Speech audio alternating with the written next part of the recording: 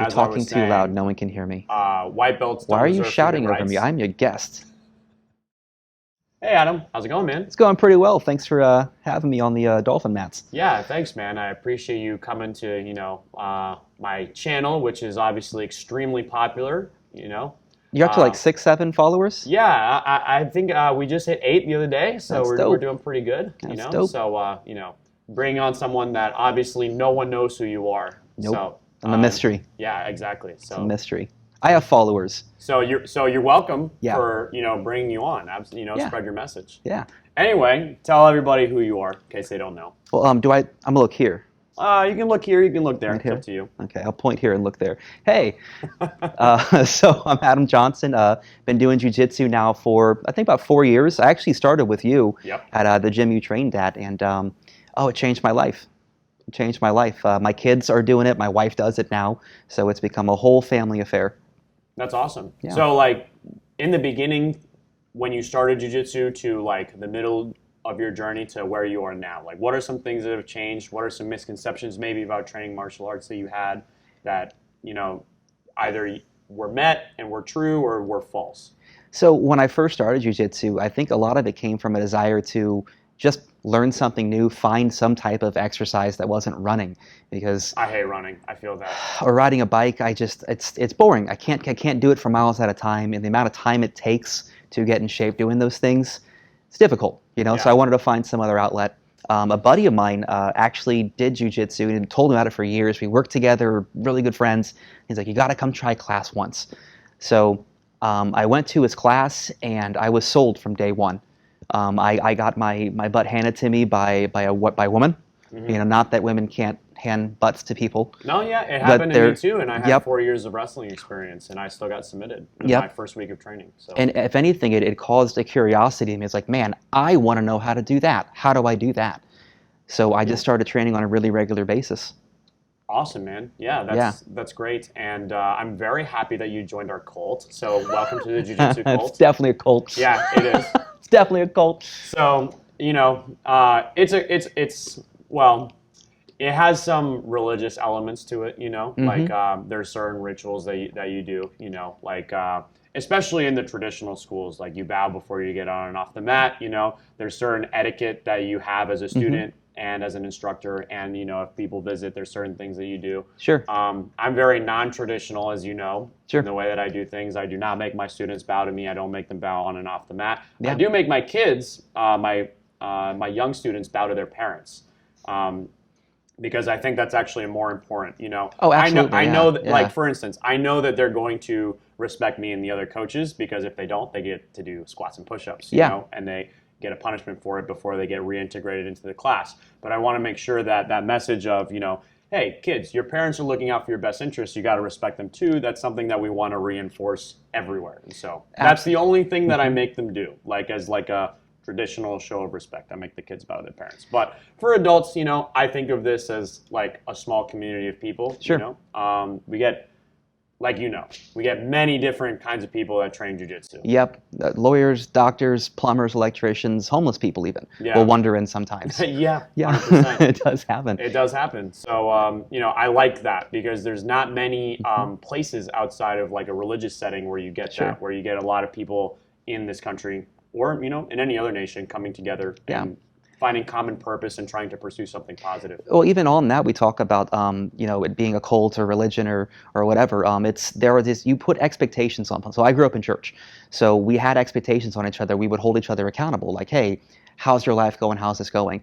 The jiu-jitsu community is very much based in those same types of 100%. behaviors. They are. Like, if you miss a couple of classes, you're gonna get a call from someone saying, hey, where have you been? Yeah. And it extends even outside of that. We hold each other accountable to our life standards as well. If we see us treating our spouse a certain way, our kids a certain way, or we're not becoming something more with ourselves, we call each other out, because jiu-jitsu is not just about learning the trade of jiu-jitsu. It's about becoming a better version of yourself. Agreed. Yeah, the self-improvement philosophy is obviously deeply ingrained in jiu-jitsu, and that's something I really love. But you're right; it goes beyond just improving yourself. Like, you want to look after your training partners. If you're a coach, obviously you want to look after all your students. And when I see my students, doing bad habits, doing things that are not conducive to, living a good life, or, pursuing the things that really have meaning, I try to convince them to stop doing those things. I've gotten a lot of students to quit smoking. I've gotten a lot of students that had drinking problems to quit drinking. I got one student that was a coffee addict to quit coffee, because he was drinking 4 cups a day in an energy drink, and I was like, dude, that's really bad for you. You shouldn't be doing that. At least go down to 1 cup. But he decided to quit it completely, and now he tells me, oh yeah, I feel a lot better. And these are simple things that we can all agree. If you get someone to eliminate those things from their life, that's a positive improvement. And that's something it's a very simple thing that we can hold everybody accountable to and improve on. So. I agree. I completely agree. Yeah. So Adam, not only did you start training, but eventually your wife started training too, right? She did. She actually got upset that I was out of the house so often because I had found this new passion. And therefore, of course, she intruded on it and became involved in it. She stole all of my friends. She stole all of them. All of them. Yeah. But she's actually getting really good. I'm pretty sure she's getting close to a promotion. We'll see what happens, Yeah, she's getting close to a promotion, Sonny. And she's doing a really good job though, but it's given her confidence too, not just in the gym, but also in her vocation as well. There's something about being powerful, knowing you are powerful, and leaving the mats that is just, it's euphoric. Oh, 100%. Yeah, the confidence you get from actually becoming decent in jiu-jitsu translates into every other aspect of your life. And yeah, Susie's a very solid blue belt right now. Absolutely. She's doing really, really well. And I made that as a joke. I am actually glad that you both train. And not only do both of you guys train, your kids train as well. They do. We had them started up a couple of years ago. And we got really busy with school and everything. But we're getting them back in probably starting in a couple of weeks. But all 5 of the kids, yes, they are all training. They love it. They did gi for a while. And now there's a new instructor because, there's a new instructor. Yeah. And they're very excited to get back into it. But for them, it's also a great confidence builder. We have 5 kids, so doing all boys. All boys, yeah. Doing organized sports is really difficult to have 5 different schedules. 5 different sports.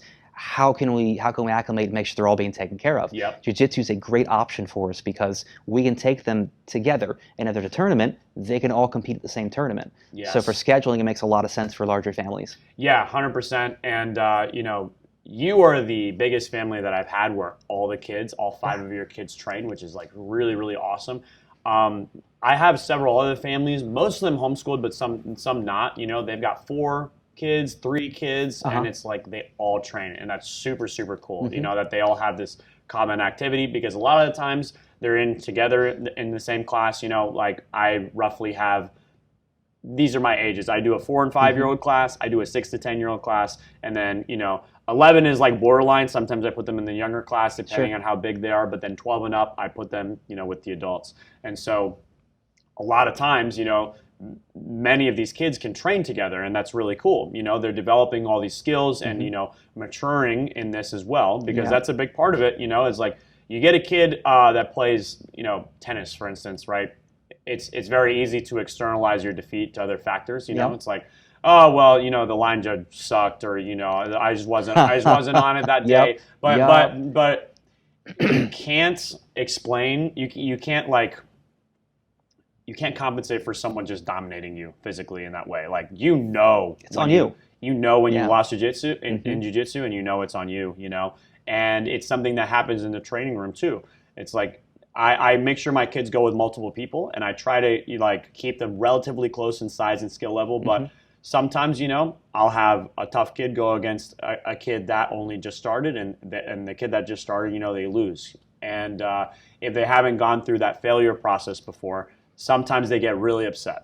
Not all the time. Some kids are really mature about it, surprisingly, and even if they just started, they're like, "Oh, that was awesome! Let's go again!" Even though they just got their butt kicked, and that's really cool. But some kids are like, "Man, I just feel like I got dominated," and they get upset. Either they just sulk, or they just start crying, and it's like, "Well, I got to address this," And I talk to them, and I tell them, "Look, if you want to get really good at something." You gotta be bad at it for a while. You gotta suck at it for a while, and that's fine. That's normal, okay. And if I know what their parent does, for instance, I'm like, well, look, your dad's a doctor, right? Okay, it took your dad a long time to be a really good doctor. Sure. right? They did not just on first day of med school like they knew everything, right? Yeah. They pulled a lot of plugs they shouldn't. Yeah. Anyway, the point is, right, it takes time to develop this knowledge and become really, really competent in what you're going to do. And all you got to do is tell a kid, look, if you start something new, be prepared to be bad at it for a while until you get really good, and that's an important lesson that's going to translate everywhere else in their life, in any other domain, right? Any other domain that they're trying to master or develop skills in, they're going to understand that it's okay to not be good at it in the beginning, and that failure is a part of the process towards competence. Oh, absolutely. There's also a whole other factor. I mean, kids are naturally inclined to want to wrestle with each other. Again, with the boys, they're already wrestling and rolling at the house, even without being in jiu-jitsu. Yeah. I also think there's a lot of positive in them learning how to do it, not just effectively, but safely. Yes. I think it also risks a lot less injury if you know what you're doing with your body and you know what you're doing with someone else's. So getting them involved in that, learning how to do things safely and accurately, reduces the risk of them actually hurting each other at the house. 100%. Hey, don't do takedowns on the wood floor. Exactly. Go outside, do it on the grass, or you can, if you have carpet, sometimes that's better. I want to do I had them practice in the pool. I had them practice in the pool. Yeah, there you go. It's go. low gravity. It's easy for them to actually address each other, with their weight discrepancies because they're all over the place. But if they can all do some basic maneuvers in the pool and not injure themselves. Yeah, that's awesome. And you're right. Kids especially, they have a natural inclination to wrestle, even if they don't know what they're doing. And for kids that don't, or maybe shy about this, it's a great way to make them more confident socially, Exactly. I've had several kids that are ages 4 and 5. Usually by the time they're a little bit older, they're not as shy at that point in time. If they are, then I would highly encourage parents to get them involved in something that's going to make them more confident in social situations, because it's really important that kids be social and develop those skills early. But a lot of times when they're 4 and 5, and usually when they're 4, if they go into the school, a lot of times they start crying or they're super nervous and they don't want to get on the mat. And it's just all right, we're just going to do baby steps, okay, I'm just going to work with them on the side, or Chelsea will work with them on the side while the other person is instructing everybody else, and we're going to get them to do the basic movements, and a lot of times, if I have a new student trying class in that age group, I'll tell the parents bring them a little bit early, because I let the kids run around before class. It's they're running around, they're playing tag, they're getting to know each other a little bit before the class starts. Breaks that social ice, allows them to... Yes, but when they start wrestling, a lot of times that's when some of the discomforts start to come out. And I encourage parents, even if your child is initially very hesitant, or they just don't like the physical contact, right? Just keep bringing them for a few weeks. Just keep bringing them for a few weeks. They will get used to it. It's just a gradual process of, pushing them just a little bit outside their comfort zone. And then, that expands their overall comfort zone to where it's like, oh, I'm wrestling now. It's no big deal, And like we talked about, that kind of socialization is really important, not just for young boys, but also for girls, Absolutely. to have that physical contact element. Women should know how to defend themselves. Oh, yeah, 100%. They should definitely know how to defend themselves. Yeah, but even outside of self-defense, just the social component, for kids, I think is really important. And, many of the adults that are out there now, when they grew up, they were part of a time where certain masculine activities were, only done by men, and it was socially rare to see a woman do it, and a lot of times they got crap for it, And nowadays that doesn't seem to be happening. You're seeing a lot more girl wrestlers, you're seeing girl fighters, and in my jiu-jitsu classes, my evening class for kids is my 5:30 class is about 80% boys. I don't have as many girls in that class. My 4:30 class is about 50-50, and my 10 a.m., my homeschool class is actually like 60% girls, 40% boys. I've actually got more girls. Overall, though, probably about 50-50 split, and that's really cool. I think downstream, the generational effect is going to be very, very positive. That you have so many more girls doing these activities as well. Well, competitive spirit is not gender specific. Correct. Like everyone likes being competitive. Everyone likes being good at something. So isolating something and saying it's specifically for one thing or the other, I think it's inappropriate and it's wrong. Yeah. I also believe in individual freedom. It's like, look, if you want to be doing this activity, it's like you should be able to do it. And I think some of the social stigmas that existed in the past to those things were quite silly. That being said, in my mind, self-defense is also non-negotiable. It's a non-negotiable skill that I want to teach my kids. Sure. So, look, it might not be your favorite activity. This is something I would tell my son or daughter. It might not be your favorite activity. I'm going to try to make it as fun for you as possible, but you have to learn striking, you have to learn jiu-jitsu, Sure. and eventually, once you're old enough, you have to learn how to be competent with a firearm. Those three things are non-negotiable, right? If I've got a boy who wants to go into ballet, that's fine. They can do that. Yep. But you also have to know how to defend yourself. Yeah. You have to be competent with a firearm. All this stuff is things that I want to do. Outside of that, it's like do whatever you want. Soccer, tennis, golf, there ballet. are hobbies and life skills. There are hobbies and life skills. Right. Have all the hobbies you want, but there are some basic life skills you have to develop, like know how to do laundry, know how to do dishes, know how to balance a checkbook. I don't know if you still use checks, but at least outside of martial arts, swimming. Swimming is another thing that's non-negotiable. All my kids will know how to swim well. Yeah. Learn how to ride a bike. I don't want you to be a bike rider, but learn how to ride a bike. Like there are skills that you should be teaching your kids to do. And one of them is absolutely self-defense, because not just knowing how to defend yourself, but again, same thing, the confidence you get from it. I think it's such a good platform to build off of. It's a strong base to get to making an individual that wants to not just thrive in the competition he's doing, but in all the competitions he's going to go into. Because when you approach life like it is a competition, whether it be at work or in your marriage, like I find that we compete over who's going to be nicer to each other. It's a competition to be a good spouse. You're looking for ways to become better to each other and do better things. You want these kids understanding, build that base, that being competitive is a good thing for you. Being competitive will bring you better results in your life. Yeah.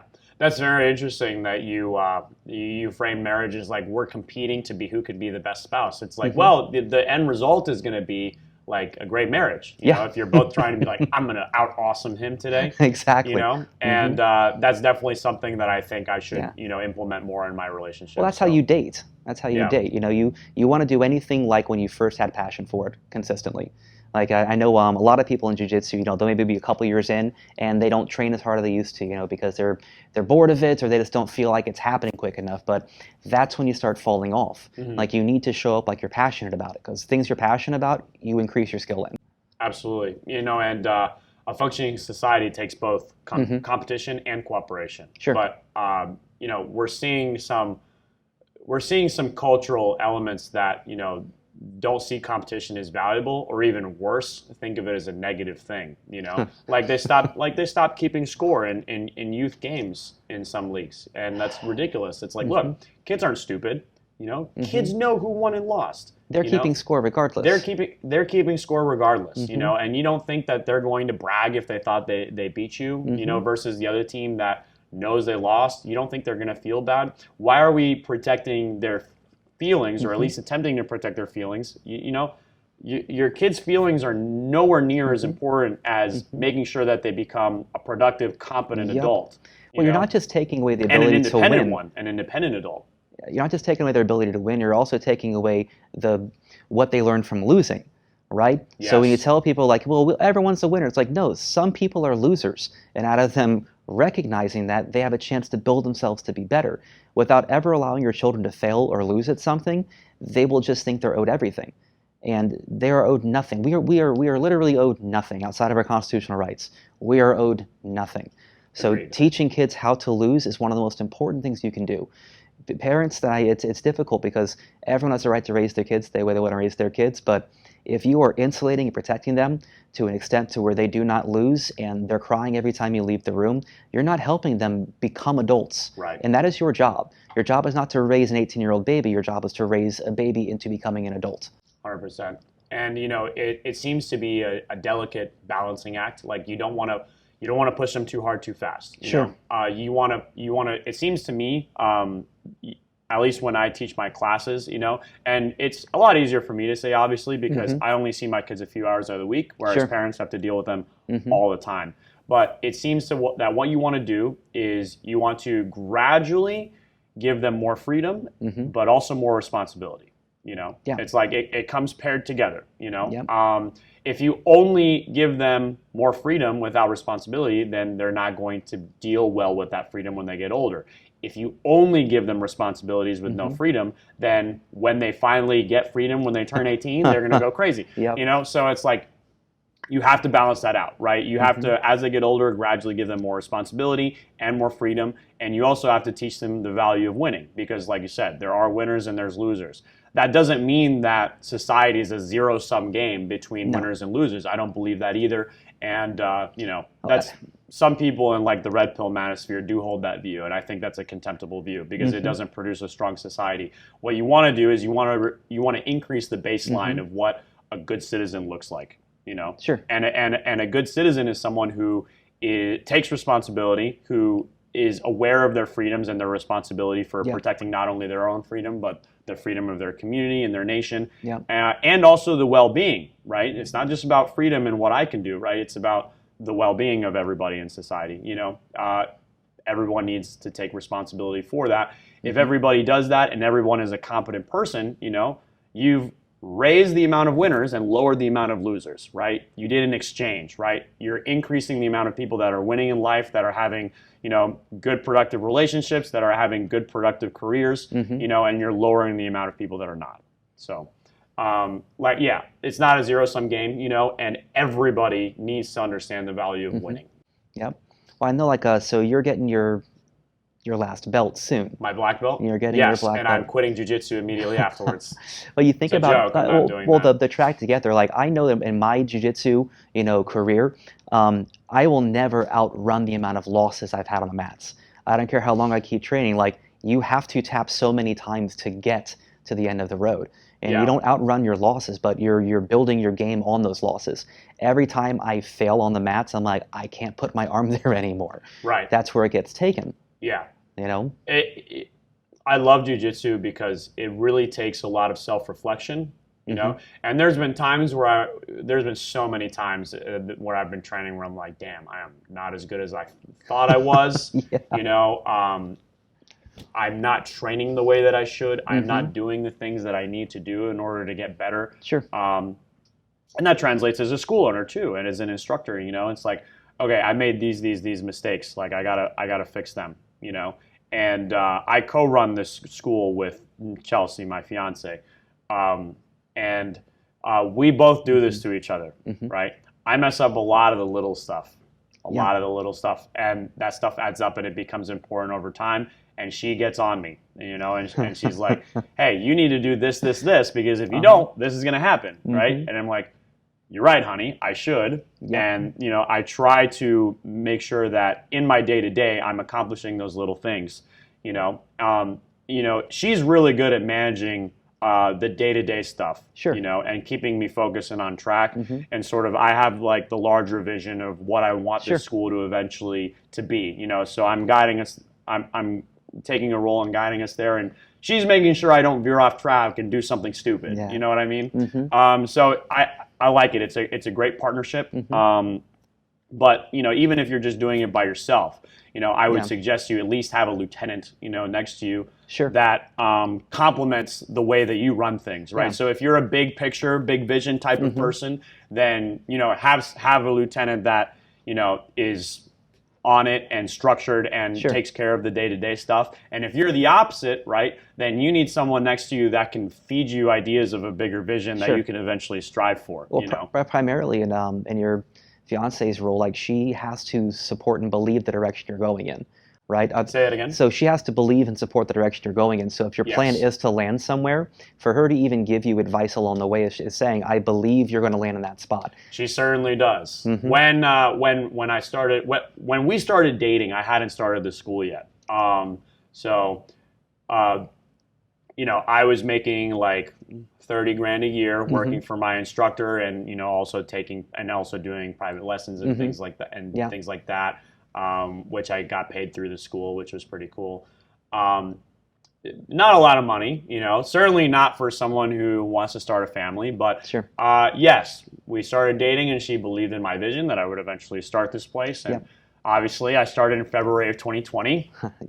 So that was a rough year. But she stuck it out with me. She worked full time.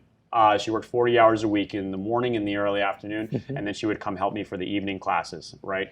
Until this year, just 3 months ago, she quit her job, and now she works full time for me. and because I now have a big enough school, I now make enough money to where, I can support her doing that. And eventually when we start having kids, she can take time away from working at all and just You're gonna fire her? Be with the kids. No, I'm not going to fire her. More like she's going to resign. Okay, is she gonna get like benefits, maternity leave and stuff like that, or? I would think so. You would think so? Okay. I would think so. Yeah. Yeah. I mean, it's been great, and I'm very grateful that I have that partnership, and having someone that believes in your vision is super important. Absolutely, yeah. So, and you'll start gaining students like that too. I know, like at the school I train at, the school that we used to train together, there's always these new students that come in that are so infatuated with the process. They want to be part of every single process. Yeah. Because they want to feel important. They want to feel like, this is my second home. These are my people. Mm-hmm. And you start gaining those people as you go. So even in your gym now, like I'm sure you're gaining a couple of people that are stepping up and want to be more involved. Yes. And it's a community they want to build. It's not just the gym. They want to build a community where the people they see most regularly, most often are there for them. And let me tell you, Florida Jiu-Jitsu is thriving. Yeah. It's thriving. It's everywhere. Sarasota, where I'm at, there are a dozen schools. There are a dozen Jiu-Jitsu schools. And Sarasota obviously is a hugely growing city. It's been growing very quickly. I think it's like second in the country. It's talked about everywhere now. Yeah. Where it may have been like a niche market or niche martial arts. Well, even before COVID, it was growing quickly, but now it's only accelerated. Thanks to where we live, there's a lot of freedom here, and I don't want to speak. I don't want to speak. I don't want to speak for the people that I know have considered moving here, but there are some high level, high name recognition people that are thinking about settling in Sarasota and the surrounding area and opening up schools. The training out here is amazing. Cool. The training out here is amazing. Like you can go to almost any gym and learn something. Like even as a high level competitor, you will learn something. And that's one of the things we also do a lot around here too, is that we cross train at each other's gyms. 100%. Everywhere, because it's like iron sharpens iron, but if the people at your gym you're part of the same sword. Like you people, you're training with the same people. They know your same tricks, and theirs. So a lot of times you don't get to feel the progress that you're making. But it's almost like you watch my video on this. Yeah, but go on. No, I like it. No, but you go to a different gym, and then you realize, oh, I have grown. And these tricks do work, or these skills do work. Yeah. But they'll also catch you in things you've never seen before as well. And it's just I'm such a fan of cross training. It's 100%. And even if you've got a very big school, it's very difficult to create like a lot of diversity in the way that people train. Sure. And the best way you can do it is, like you said, cross training. Be like, hey, listen, guys, okay. I have my particular way of doing jiu-jitsu, and I try really hard to teach other skill sets that I don't predominantly use when I train. Sure. Nevertheless, I'm limited. You guys are limited in the instruction you receive here by my knowledge and the knowledge of the other coaches. Okay. If you go and cross train with the students from another school, you're going to be exposed to not only different techniques, but different habits that people have that you can learn how to capitalize on and become better. Sure. Like you said. Also, just encourage your students, like, hey, if you see a cool instructional that you want to learn from a high-level guy, buy it, right? Dust or something, yeah. Not that one. Okay. But Master Ken? Master Ken? Yeah. You should buy Master Ken stuff because he's hilarious. He is hilarious. Yes. Yeah. And also buy his techniques. Absolutely. Yeah. No, Master Ken is awesome. Yeah. The other guy, I don't know. but anyway, point is, look, Gordon Ryan puts out stuff all the time. John Danaher puts out stuff all the time. Felipe Pena, we just had a match with. It was a little controversial, but dude, he puts stuff out all the time. Andre Galvao puts stuff out all the time. Yep. So you have so many different high-level people that are constantly putting content out there, and not all of it is behind a paywall. Okay, a lot of it is out there, on YouTube, on Rumble. You can go check it out for yourself. It's like, why would you not intake these new perspectives? Yeah. And encourage your students to do so. If you've got 100 adult students, and even just 20% of them are like constantly researching and looking at different stuff, they're going to introduce what they're doing into the environment and make everyone better, right? Not only will some people develop what they're bringing in as a new offensive sequence, but everybody's going to learn how to defend it. Yep. You know, and it's pretty cool. It's almost like a virus transmitting. You know, it's like you develop immunity to the new meta because people in the school will try it. Yep. And if you don't have that environment, if you've got a closed off environment, sure, you know, you're going to be vulnerable to all the new stuff that's coming out, the new setups and the new methods that people are using in order to control, pin, and submit people. You know, sort of like an immune system that hasn't, you know, taken in a lot of different diseases first when it's young and developing. It's like, well, it's going to be weaker long term because it hasn't been exposed to a lot of things. So jiu-jitsu is the same way. You want to expose yourself to as much that's out there as possible. And if you want to expand even further out, right, you want to expose yourself to as many different kinds of self-defense philosophies and strategies as possible, you know? So that's why I advocate, look, you know, if you're a jiu-jitsu guy and you at least have the competence of a purple belt, now is the time where you start looking outside of just jiu-jitsu and start learning striking and start learning firearms, right? I think everybody should have all three of them, not to the same degree of competence, but you know, you should at least have basic knowledge and understanding of the importance of those three and how to use them. Absolutely.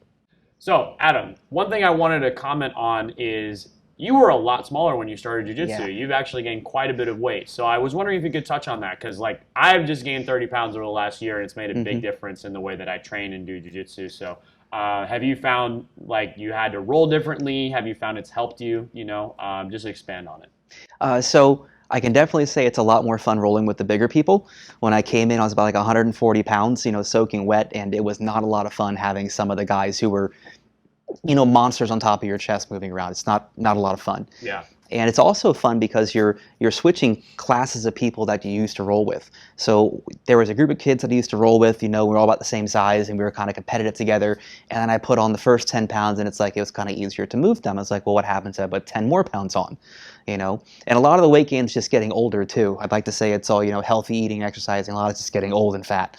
Well, you don't look too bad. Well, thanks. I appreciate it. You're welcome. Thanks. But in how you train, so one thing I've found is like I cannot explode with the frequency that I did. I can't use as many explosive movements with the frequency that I did when I was lighter. So have you found the same way, or have you been able to train through it? I mean, my cardio is definitely not where it was when I was smaller.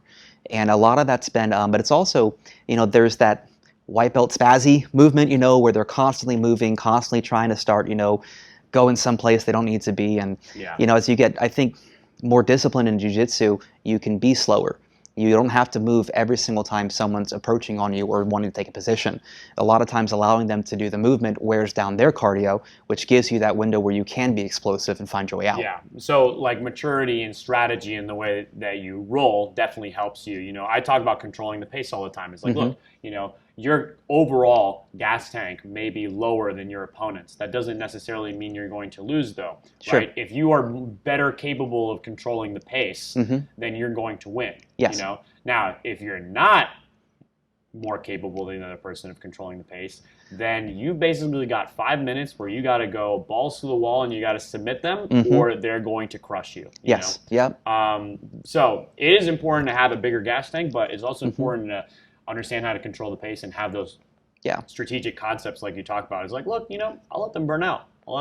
You know, and then when they're a little bit more tired, all right, now I press forward, right? All right, they spaz out a little bit more. All right, now I press forward to get them more tired. You know?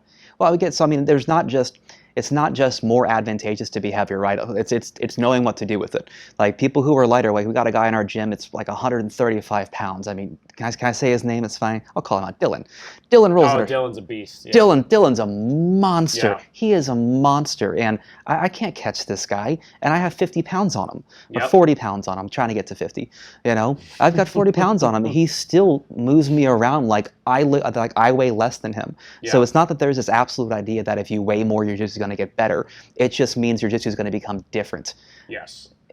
So it will become different. I do think your ability to do more things does improve. You know. Sure.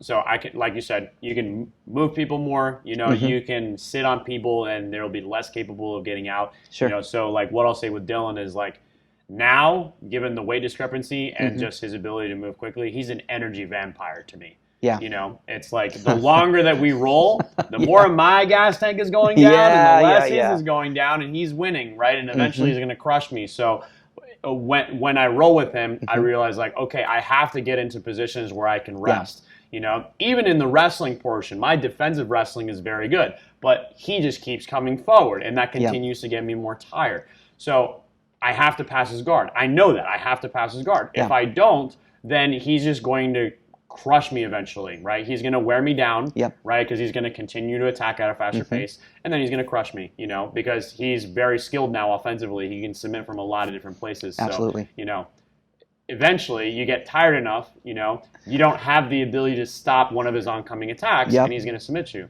So, you know, that is how the smaller person, I think, has to play against the bigger, stronger person. And Dylan has definitely mastered that strategy. And he's actually getting, I think he's four-stripe purple, right? So I believe so. I think he's he's unbelievably skilled for a purple, and I can't imagine he's too far away from a brown. So. Oh yeah, I'm shocked he isn't already. Yeah, you know, it feels like it. It would make me feel better if he was. Certainly, certainly. Well, Adam, thank you so much for coming on. Absolutely. You know, or rather, I should say you're welcome. You know. Since obviously no one knows who you are, and you know I have a huge platform, so you know, I'm doing you a favor. Exactly. You know? Well, I hope it grows for you. Thanks a lot, man. All right, buddy. See you. Yeah, man.